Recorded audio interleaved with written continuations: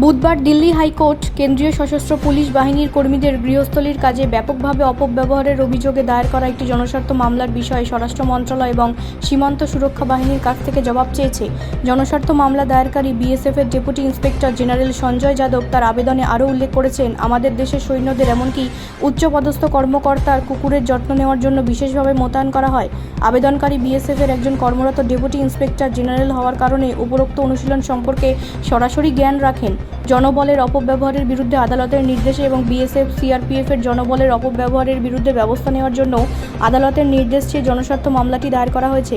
প্রধান বিচারপতি ডি.কে. উপাধ্যায় এবং বিচারপতি তুষার রাও গেদেলার ডিভিশন বেঞ্চ যাদবের উত্থাপিত বিরোধের জবাব চেয়ে বিএসএফ এবং স্বরাষ্ট্র মন্ত্রণালয়কে নোটিশ জারি করেছে।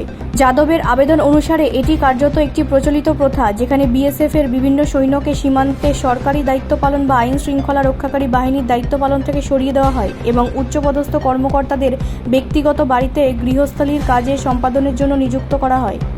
ব্যুরো রিপোর্ট, রাষ্ট্রীয় প্রসার বাংলা।